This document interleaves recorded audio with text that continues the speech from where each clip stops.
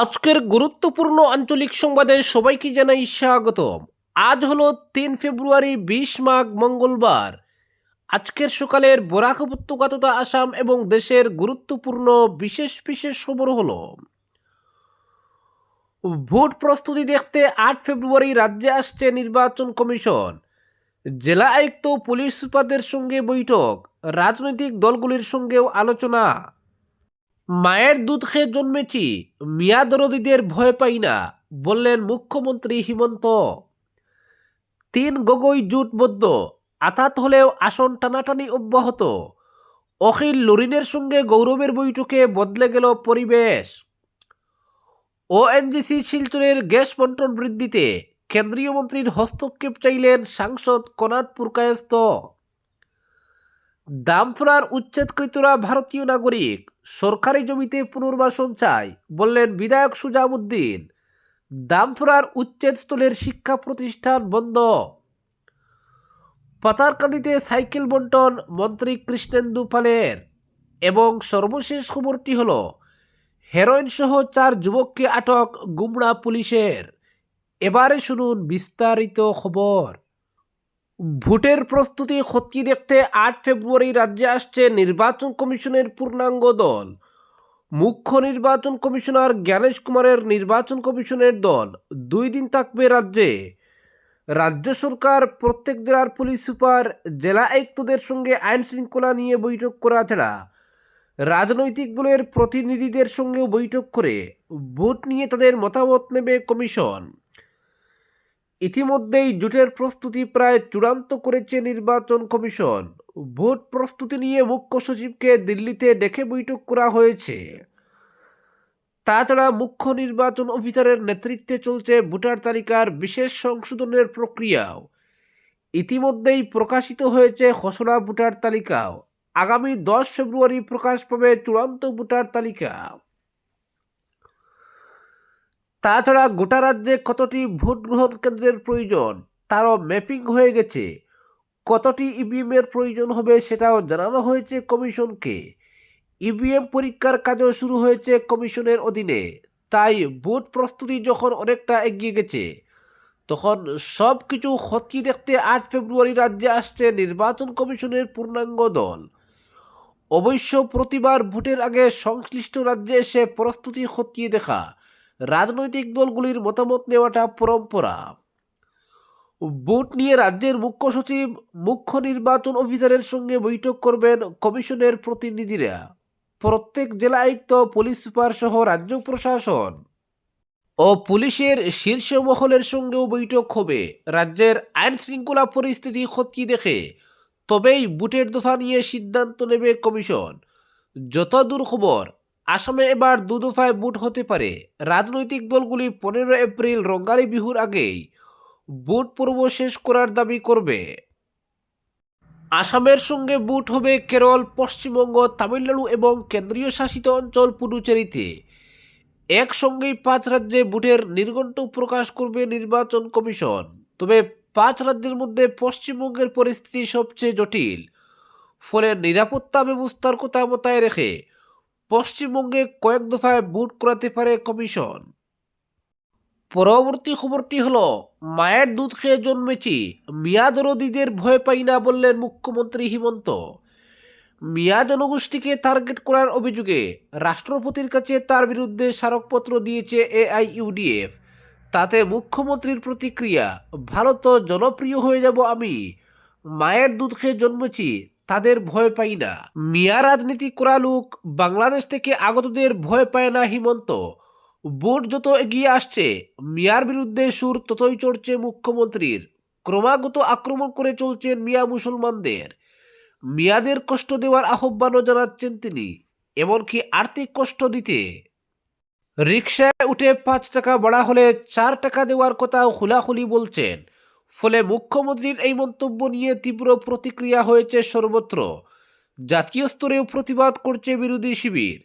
তবে ভাবলেশহীন মুখ্যমন্ত্রী মিয়া জনগোষ্ঠীকে টার্গেট করা নিয়ে যারা সমালোচনা করছেন, তাদের এক হাত নিয়ে সোমবার তিনি বলেন, মায়ের দুধ খেয়ে জন্মেছি, তাদের ভয় পাই না।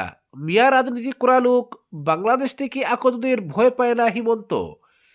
এটা ভুল ধারণা। হর্ষ মান্দার দিল্লিতে মামলা করেছেন। আমি কি ভয় করব? মিয়াদরদিদের ভয় পাই না আমি। মায়ের দুধ খেয়ে জন্ম হয়েছে আমার।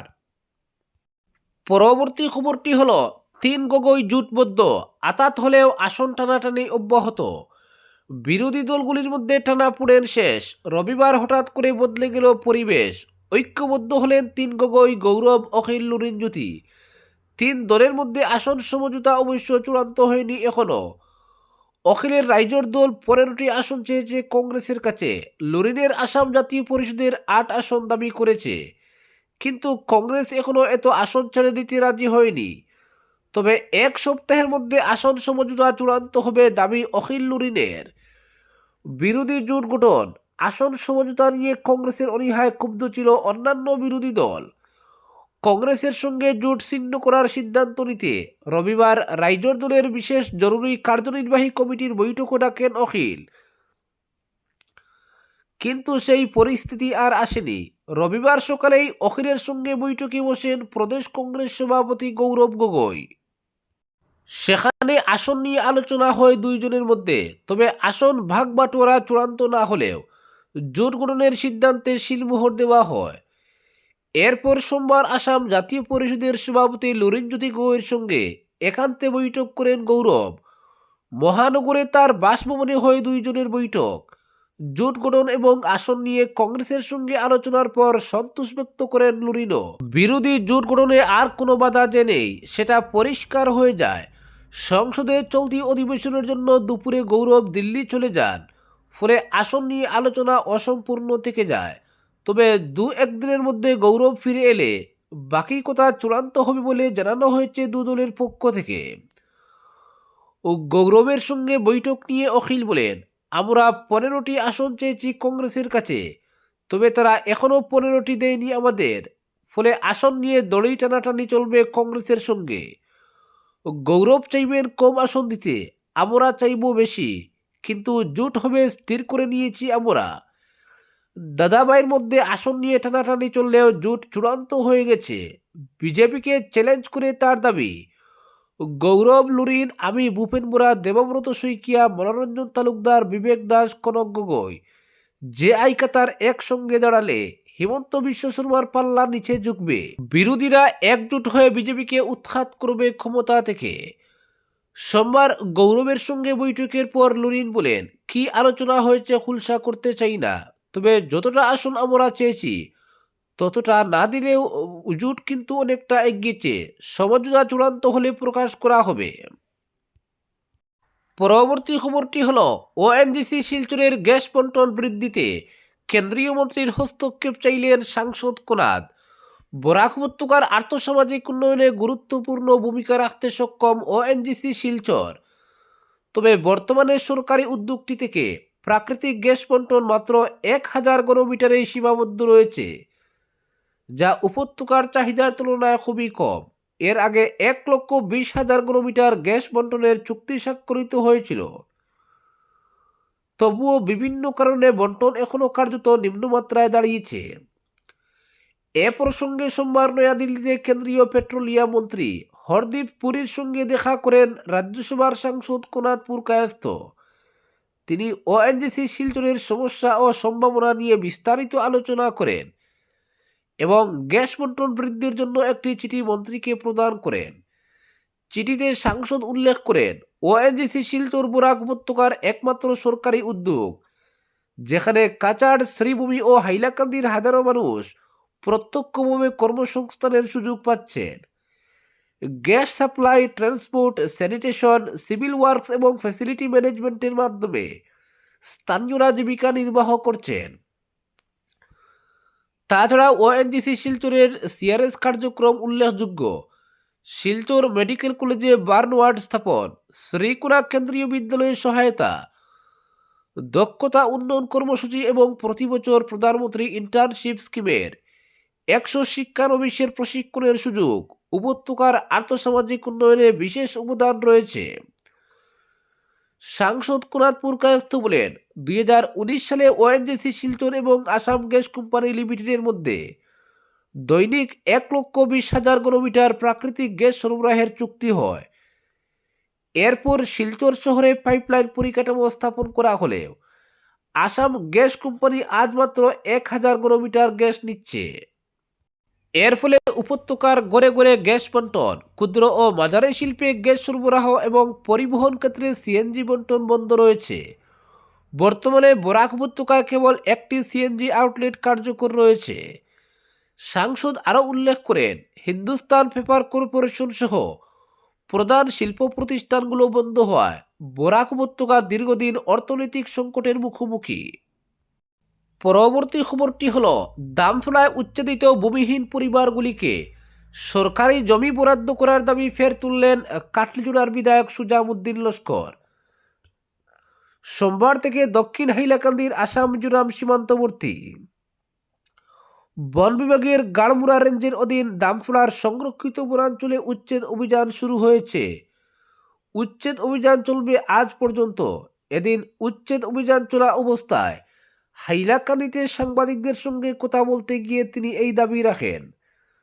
সুজামউদ্দিন লস্কর জানান, দামতলার বাসিন্দারা জেলা প্রশাসন ও বন বিভাগের আবেদনে সাড়া দিয়ে নিজেদের জীবনযাপনের উৎস সুপারি বাগান, ফসল চাষের স্বেচ্ছায় সরে গেছেন। এর মধ্যে অনেক পরিবার রয়েছে যাদের বসবাসের ন্যূনতম জমি নেই। এছাড়া কাটলিজোড়া রাজস্ব সার্কেলের অধীনে প্রচুর সরকারি খাস জমি রয়েছে।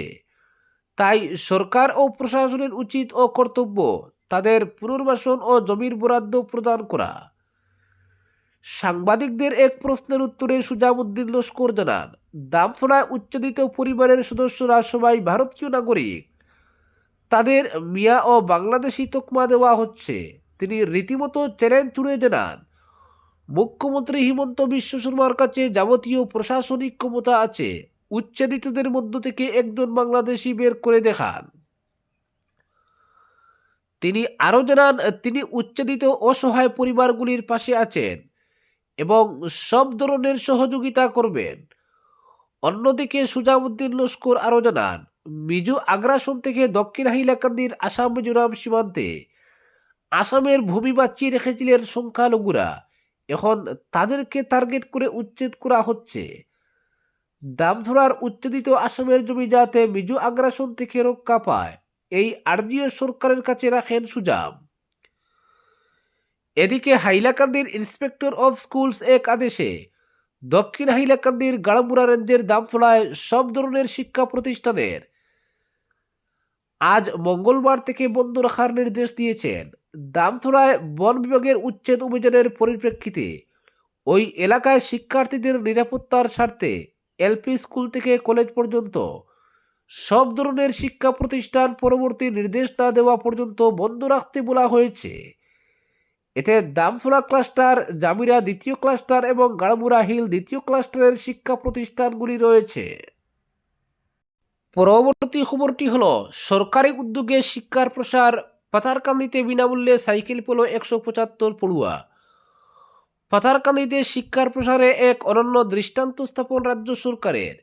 শিক্ষার্থীদের বিদ্যালয়মুখী করা, যাতায়াতের কষ্ট লাঘব এবং উচ্চশিক্ষায় উৎসাহ যোগাতে পাথারকান্দি মডেল হায়ার সেকেন্ডারি স্কুলে আয়োজিত হলো এক বিশেষ সাইকেল বিতরণ অনুষ্ঠান। রাজ্য সরকারের জনহিতকর বিনামূল্যে সাইকেল বিতরণ প্রকল্পের আওতায় নবম শ্রেণীর 175 জন ছাত্রছাত্রীর হাতে নতুন সাইকেল তুলে দেওয়া হয়। সোমবার পাথারকান্দি মডেল উচ্চতর মাধ্যমিক বিদ্যালয় প্রাঙ্গণে আয়োজিত এই অনুষ্ঠানে প্রধান অতিথি হিসেবে উপস্থিত ছিলেন রাজ্যের মন্ত্রী তথা স্থানীয় বিধায়ক কৃষ্ণেন্দু পাল। শিক্ষার্থীদের হাতে নতুন সাইকেল তুলে দেন এবং তাদের উজ্জ্বল ভবিষ্যতের কামনা করেন। অনুষ্ঠানে বক্তব্য রাখতে গিয়ে মন্ত্রী কৃষ্ণেন্দু পাল বলেন, আমাদের সরকার ছাত্রছাত্রীদের উজ্জ্বল ভবিষ্যৎ গড়ার লক্ষ্যে অঙ্গীকারবদ্ধ। এই সাইকেল কেবল যাতায়াতের একটি মাধ্যম নয়, বরং এটি শিক্ষার্থীদের আত্মনির্ভরশীল ও স্বাবলম্বী হওয়ার পথে একটি বড় অনুপ্রেরণা। পড়াশোনার সঙ্গে সঙ্গে নিজেদের স্বপ্ন পূরণের দিকেও এগিয়ে যেতে হবে। তিনি আরও বলেন, রাজ্য সরকার আগামী দিনেও শিক্ষাক্ষেত্রে একাধিক উন্নয়নমূলক প্রকল্প গ্রহণ করবে, যাতে কোনো শিক্ষার্থী শুধুমাত্র আর্থিক বা যোগাযোগ সমস্যার কারণে পিছিয়ে না পড়ে। আজকের বিশেষ সংবাদ এখানেই সমাপ্ত।